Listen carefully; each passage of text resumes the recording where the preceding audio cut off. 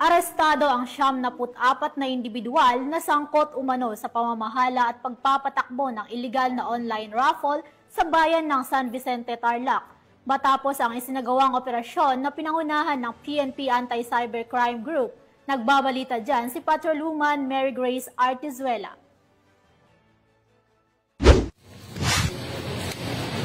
Sinalakay ng PNP Anti-Cybercrime Group katuwang iba't ibang unit ng pulisya at mga ahensya ng gobyerno ang isang illegal na raffle operation sa San Vicente, Tarlac. Huli sa akto ang 74 na individual, kabilang ang financier at operator, distributor, administrative staff at ahente na namamahala sa nasabing pasugalan na walang kaukulang permit at dokumento.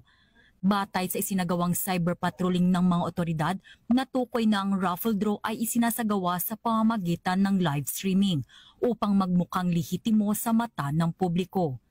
Ibinebenta ang bawat raffle ticket sa halagang 20 piso at ang grand prize naman ay aabot umano sa 4.5 milyong piso upang akitin ng publiko na sumali sa nasabing raffle.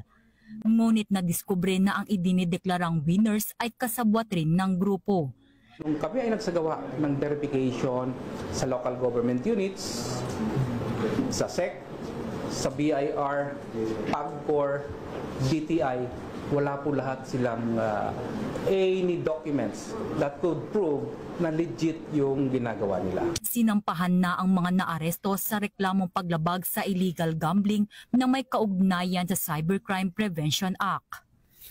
Ang matagumpay na operasyon ay bahagi ng direktiba ni PNP Chief Police General Nicolas D. Torre III na paigtingin ang cyber patrolling at tiyakin ang mabilis na aksyon laban sa mga cyber criminals na patuloy na ginagamit ang social media para sa mga panlilinlang at iligal na aktibidad.